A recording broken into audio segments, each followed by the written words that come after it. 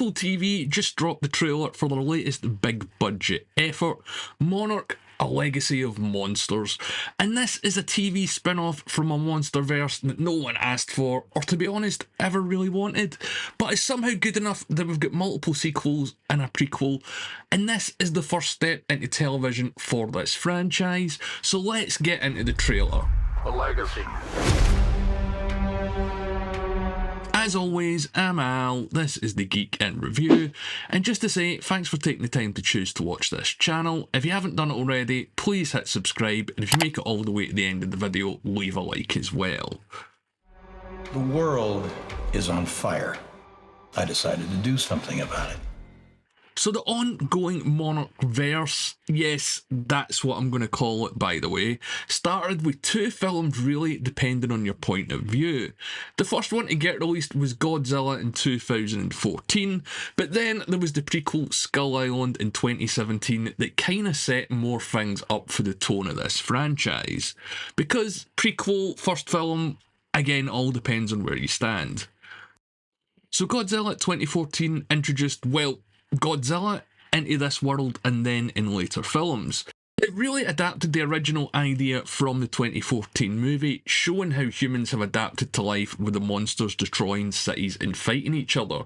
And we do see some of the aftermath and the effects of this in the trailer. There are several scenes that we see large bits of devastation and also warning signs about the monsters or kaijus as well. And they're really pulling something off here that the Jurassic World franchise couldn't do, which was normalise having these extraordinary creatures interact with humans, because when Jurassic World done it, they focused on the wrong things and it showed because it was shit. In this world, there's no wonderment and awe like dinosaurs in Jurassic World. People are terrified of these creatures and any interaction with them. So what's the show about? A Legacy. So it looks as if it's going to explore the dark history of the Monarch organisation. We're yet to discover what. There's a voiceover at the start of the trailer by John Goodman, whose character Bill Rand appeared in Skull Island, which, as I said, was a prequel set in 1973. And the tape seems to have been left for Kurt Russell's character. I can't go back in time and fix all the mistakes I made. And is actually played by another actor as well as Kurt Russell. His son Wyatt Russell is going to be playing a younger version of the role, and we see this in the trailers as well. So it looks as if Lee Shaw was part of the experiments or the research that Monarch was doing going back to the 70s or the 80s. And it's a great choice having Wyatt Russell play his dad. The only thing I'll say is they could have given him the hairstyle from Big Trouble in Little China that Jack had in that. So why don't you have a mullet, Wyatt? It's a missed opportunity, that's all I'm saying. The world is on fire. I decided to do something about it. But beyond that, we don't really know much. The trailer doesn't give much away either. Although there are a few scenes, it is intercut with scenes from previous films like Godzilla, Godzilla vs. King Kong. You get the idea. But this is going to be a decade-spanning secret, and with the shit that we've seen Monarch do in the films, you've got to wonder what it was they were up to that was so dark. So the blurb for the story of what this show is about is set after the battle between Godzilla and the Titans, revealing that monsters are real. The story follows one family's journey to uncover its buried secrets and a legacy linking them to Monarch.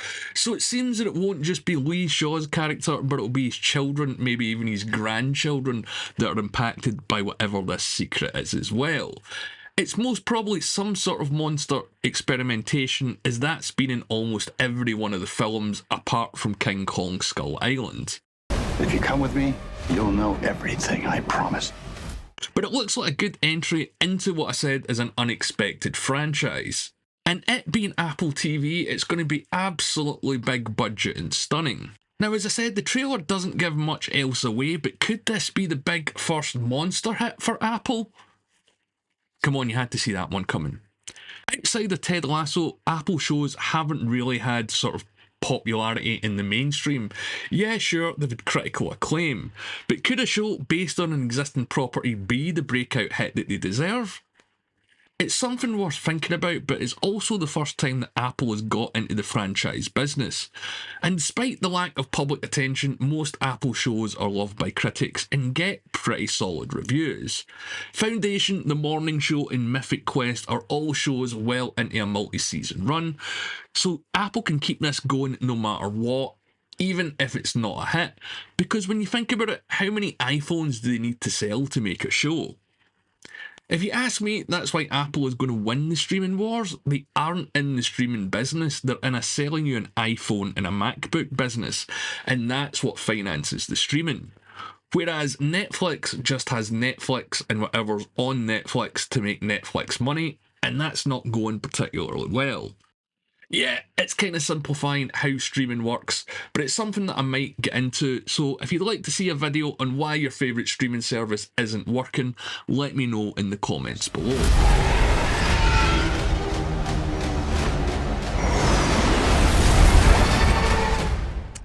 But what do you guys think? Are you looking forward to this generation-hopping Russell's extravaganza? Beyond Kurt Russell, there aren't a lot of big names or recognisable names attached to the show, but I don't think that's necessarily going to harm it, because shows most recently like One Piece didn't have anyone particularly famous or well known in them, and they've been absolute smash hits. And again, this is all part of a franchise that no one ever expected. We get monster films regurgitated every few years, just like the sort of horror genre, but these recent Godzilla ones and King Kong ones seem to have really struck a chord. Even through the pandemic, I have to say, Godzilla vs King Kong was a lot better than I thought it was going to be. While not everything in this world necessarily works for me, I like the way that the franchise is going, and I like the fact that they've been smart enough to have the common thread of the Monarch organisation throughout them to get them linked up like this. But as always, these are just my thoughts. I want to hear what you guys think, so let me know in the comments below. Are you going to be watching Monarch Legacy of Monsters on Apple TV when it drops, or is this franchise just not for you? As always, if you made it this far, please leave a like on the video and subscribe to the channel if you haven't done it already. And my name's Al, thanks for watching. I can't go back in time and fix all the mistakes I made. But maybe I could leave something for the future. The world is on fire. I decided to do something about it.